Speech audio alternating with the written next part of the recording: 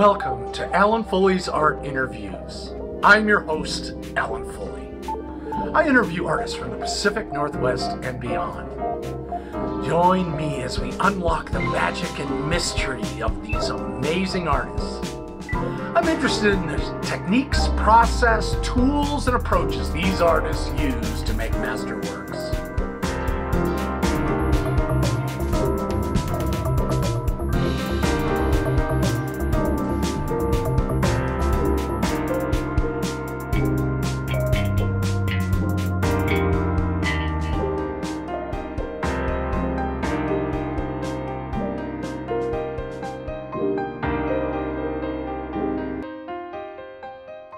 Welcome to Alan Fulle's Art Interviews. Today I have AnnMarie Stillion, a wonderful artist from the Pacific Northwest.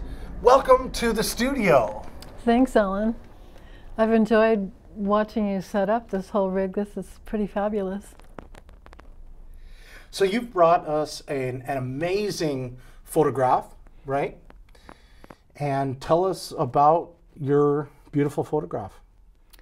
Well, this piece is called Wings, and it comes from a series that was in an exhibit in April in downtown Seattle, and it is part of a series called Bound, and the series is about, well, I've been photographing the male nude for 10 years or something. And when I first started doing that, I mean, to me, it seemed like a beautiful thing to do. I had was in another studio building in North Seattle, and they had a huge painting where I got the idea maybe of doing huge paintings from the great Northwest painter Guy Anderson. And this painting was in the hallway, and I realized there was this small male nude sort of floating across the top of it. And then I came to learn that he often photographed or painted male nudes into his paintings. And it just hit me that you never saw the male nude in an art gallery or in a museum. Lots of women's bodies, but you just hardly ever saw a male body. You know, that was intriguing to me. And then as time passed, I discovered that it was kind of a handicap, that I'd stumbled into this media or this medium where I was exploring something which in the year I started, let's see, in 2013. In this day and time, why wasn't I seeing men shown in art? Many things have happened, you know. But anyway, Bound, the series that I just did, I actually created it, started working on it like a year ago, and then it showed this spring, was me talking about how I couldn't really expect to go into galleries if my males were nude. And of course, I'm on social media. I'm on Instagram under my name, Marie Stillion. You know, if you put anything that's even remote, sometimes you really don't see any so-called private parts, but the algorithms just take your piece down. So this series really started as me trying to come to terms with the fact that la-di-da, I can't really show my male nudes. I mean, sure, there are places you can show them, but they're out of the way, or, you know, you have to pretend you're not really, you know, the nude aspect of it is just out of bounds. So that's where I started exploring, like, covering them up. And at the heart of anything that I ever do as an artist, beauty is something that matters to me. Not to show off, not to just be provocative, but beauty is a way to hold an idea, that maybe allows the viewer to sit with the idea. And that's the way I pursue anything. Years ago, I was a photojournalist. I worked in newspapers, and even when I would go to photograph men or women, I would always try to render my subjects in a beautiful way. And that's really stayed with me in everything that I've done. Um, and this piece is called Wings. As we were talking earlier, I love large scale renderings. I really have a hard time to this day of putting my photographs into a frame. I can't stand the glass. You may have this big vision, and suddenly you stuff it in a little frame and stick it on the wall, and it makes me crazy. So I started exploring putting things on different surfaces. This is called art silk, and the process is dye sublimation. It's a kind of way of fusing color into the fabric. It's used a lot commercially. Where I got this printed in Tukwila, which was one of the oldest Seattle companies. It was just thrilling to work there. They'd never had an artist work there, but the tools are all there, so anyone could go and work with the tools if they think of them that way. So this was like sort of one of the lead pieces in the last exhibit, and you know, I just chose the name Wings because to me, it appears that the human body is flying. Somehow has been cut loose of the ground and is no longer tied to the earth. And that's what I like to do. That's really lovely. I love the material and the light, soft quality. It's really nice. I appreciate what you're saying about photographs. Sometimes they're just contained in these little boxes and they're all over, and it doesn't, it needs to expand and express itself. So I like what you're saying about that. Yeah, a photo. I mean, we could probably have a whole nother session on how closeted I think photography remains to this day in art, and I just really hate it. So anyway, I've continuously tried to look at other materials to render my images, and and use photography often doesn't use the materiality aspect in this message. But as you pointed out, one of the things that I'm trying to do is talk about other aspects of maleness than what men are handed. They're supposed to be tough, they're supposed to be hard, they're supposed to be without emotion.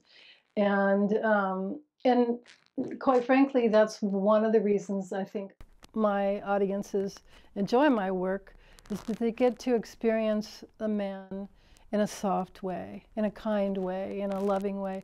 I have sometimes much more naked. I have big pieces like that are naked, but since we're with a YouTube audience, I needed to bring something that was more or less covered up. But I forgot what I was going to say. Okay, stop. It's very nice that you are exploring the sensitivity and the gentleness of maleness, because I think it's a very contemporary position that men are three-dimensional. We're not just a, you know, just a hardened violence creature, you know, so to speak. I think that I was taken by that profound intimacy of the work and how it does open up males to what is maybe traditionally a female place of beauty and intimacy and sensitivity. And so the your use of the male body in this beautiful, maybe erotic, maybe you know, but also formal and sensitive. All those are really, I think, really original and vital. I really appreciate you exploring that. Well, and on that count, I really love hearing that because I feel like I don't know if I will be committed to this particular subject the rest of my life, but there's always something about it that keeps pulling me along. And what you just sort of testified to is one of them, is that for whatever reason, we're still we're still not allowed to witness the gentle, sensitive, caring, available man when we peer into the media or when we are in the world. We're only allowed to see sides to men that are really quite frankly horrible, and that's simply not reality. I mean, it's not. So that's, if you look at my work, I think what I started to say before was that um, people can find themselves in my work, even though I'm dealing often with erotic subjects, which might be off limits to someone else. When I actually convey it, people, men, women, children, remark that they don't feel threatened. And I mean, I'm photographing the human body, and I'm not really using anything special. I'm just looking in a different way. So I've kept going on this path because of that. What other artists are you influenced by, like Robert Mapplethorpe, Oh, or sure. what are there other artists that you kind of found inspiration in? You know, this is sort of funny, but I went to see a woman who's like a seer, somebody who not tells your fortune, but, is talking to you about other realms, about you. And the first thing she said was, "Oh my gosh, you have so many spirits around you." And I just laughed because I was like, yeah, that's true. I mean, I keep trying to put down what my influences are for these kind of situations. But it's changing all the time. And like, I've had a lot of people remark that this particular piece makes them think of the Rococo, uh, time period. And I went back and I looked at that and I was like, oh yeah, I see that. I mean, don't you think as artists that we're seeing all the time, and that seeing doesn't stop; it just goes in, and then whenever that's at least that is how it is with me. But certainly Mapplethorpe is, I don't think I would, maybe wouldn't even be allowed to be doing it now if it wasn't for him. I can only hope to achieve that kind of impact. Quite frankly, it's a desire, but probably foolish of me. Or maybe Michelangelo or Raphael or some of the classic Renaissance painters. I mean, there were some heroic nudes in those time frames that were really beautiful and showed off the male body and the strength. But I like how you're looking at the emotion and the fragility, of the body, where it's not a warrior's body maybe, and it could be vulnerable. Well, I think it's a different kind of warrior. I think for a man to be a warrior in this, to be a true human being in this world right now, and to be a man of heart and spirit and warmth and goodness, takes a kind of warriorship, because you're kind of out there on your own, because you don't have lots of people telling you this is okay. So I think I think my subjects are warriors, but maybe just a new kind of warrior. I like that. Yeah, the men that I work with, I don't, I really literally, people have to come to me. They have to come and ask me. I mean, I don't search. People say, well, where do you find these people? They're my friends, and they're people that know friends of friends. But, there has to be there has to be a certain attitude and a willingness. I mean, it's not that easy really to be a good model. It's a lot harder than it looks.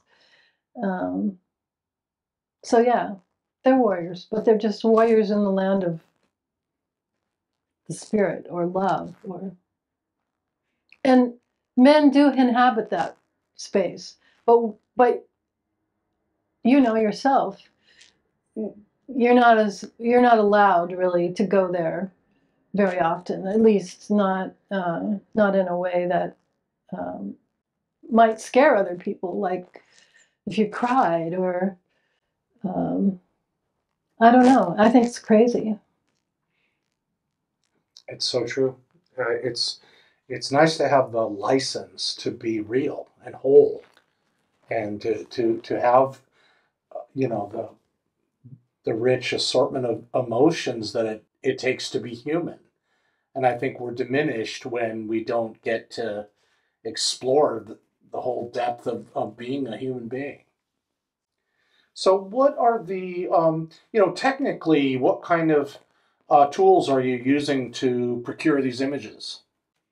You mean what cameras? That could be it, yeah. I the guys at the camera store just laugh at me sometimes. I mean, in a nice way. They say, all these guys come in here and they've got every kind of camera in the world, but look what you're making. I mean, I have a Nikon. I have a kind of, it's a little bit too old now. I like softer images. I'm not looking for the sharpest sharp in the toolbox. You were asking me earlier who my influences are, and I did, I was born and raised in Southern California, and light, and around a lot of, or, exposed to important West Coast artists of the day. James Turrell. I had an art school for a while. I built myself in a gallery. And one of James Turrell's children went to that school. And, I'm interested in light. Any photographer is. But I think you'll see when you look at my work that light is always a really important part of the message. So Turrell, Robert Irwin, people talking about or doing work that is somewhat ephemeral. George O'Keeffe. I mean, who could not mention George O'Keeffe, at least in my generation? Yeah. So tools, any tools, like I said, right now I have a Nikon D7000, although I'm looking at another used 850, which I think I'm going to buy because it's got more megapixels. I have a few film cameras that I use as well. I've been doing a lot of things on my website, which you can see examples of some of my Holga work. I have a wonderful twin lens that I don't use enough, but I really love. And what is your website? Oh, my website is ArtTrek, ARTTREK.com, www.ARTTREK, like you're going on an art trek. Did you go to art schools, or what were your influence that you found yourself in school? I did go to art school. I taught in art schools. I took classes took like classes here and there. Locally, I've been to the photo center. I've taken a few classes there. I took classes in Southern California, at California College of Arts and Crafts, just like basic classes. I went to the community college. I've just done a lot of workshops. I like to learn. I think that's part of the reason I am an artist, is because I like I'm trying to figure out something right now. And, part of the joy for me of being an artist is learning. Quite frankly, so that's what I like to learn about. So my education is spotty. I mean, I wish I had a great degree from Yale and had all that, but I don't. And you know, that's my education, is really the world and practice, my own curiosity, and taking classes when I need to, or hiring somebody. Sometimes I hire someone to teach me something. Sure. What about your personal story? What's your history? Personal story in regards to, Well, how did you find yourself as an artist as opposed to, you said you were a journalist, a writer. What did tell us about the journey of how you got here in the studio? I always, since I was very small, like many people who are artists, I started like making things, or what I did was I used our family camera. In the old days, like, I forget even what they're called, but I would make little movies. And then, I would make drawings and, just imaginary things. And I love to read. And as I said, I grew up in Southern California in the desert. So, to me, it was, this is before everything was so dangerous. I just loved to wander out into the desert and find things and bring them home and make something out of them. So yeah, I eventually, as working, I worked as a graphic designer, again, mostly teaching myself, and then taught myself enough, so I started teaching other people at a college in San Francisco. And while I was teaching, I could take free classes, so I did that. I took a lot of drawing classes, and just continued on that path. I did a lot of marketing type jobs, and I've always done something creative. I've been a poet. I've been a performance poet. I was a musician. I think, like many people, I just love to do things. And eventually I fell into, what happened really for me was the change from film cameras to digital. So that was a big, that's when I really got serious about photography. And because I had access to it. Before that, I didn't really feel like I had access. And so I just started. That's when I worked in Chinatown in Seattle. The first, quote, important series I did is called Asian Guy's Hair. So I just would go into the street with some kind of backdrop and ask people to sit for me. And yeah. Do you have a philosophical or spiritual perspective to share? I don't know. Can you say that kind of stuff in a few minutes? Yes, I do. But I'm not sure I would. I don't know. I think the way that I share spiritual things the best is through my work. Um, I read a lot, and I still write. I do a lot. There's a lot of things that I do as an artist that aren't like out in the public.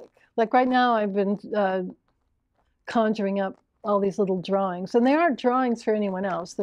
So I guess that's where my, spiritual life lies, is in, I'm a singer too, and so I can connect with me through my art, which I think that's what the spiritual life is how you connect with yourself. So there's your answer. That's great. You seem to have a very well-rounded interests, and you can do most anything. And so you are exploring art, and does that make sense? Yeah, that's what I am doing. I'm just there's a great new movie right now that I just saw called Showing Up. Is that what the name of it is? I went to the Grand Illusion up in the U District and saw it a few weeks ago. And, you know, art is just about making art or doing art. And it's easy to get caught up, or at least it is for me, to get caught up in everything else. But when it comes down to it, the reason I'm in for the world of art is to make art. Is there anything else you'd like to share about your art making, your approach, your what are you doing next? What's I'm kind of trying to figure that out right now. I have this thing that I do. Like, if somebody ever got a hold of my notes from my iPhone, they would find my ideas list. So what I do is I write the word idea, and whatever idea I have, I write it down. And then when I'm done with something, I explore that. And so I'm kind of in that phase right now of deciding the next thing. And I won't really know until I really do it. I mean, I could tell you something, and then you'd see me 6 months later, and you'd be like, "That's not what you're doing." But yeah, I'm thinking more three-dimensionally. I'm thinking that I want to kind of go in the direction more of not being so bound by the photographic world. I mean, I'm still very much a student of photography, but I want to work with other media. I've been looking at doing some things outdoors. I don't know. 6 months, we can have another interview, and then you'll see what happened. That's great. Well, it's a real pleasure that to have you here and for you to share with us your approach and your ideas. And thank you so much for being on the show. Well, thank you, Alan. I'm really delighted. I mean, for just be able to put this piece on the wall and share it with all the YouTube world out there is just a glorious thing to me.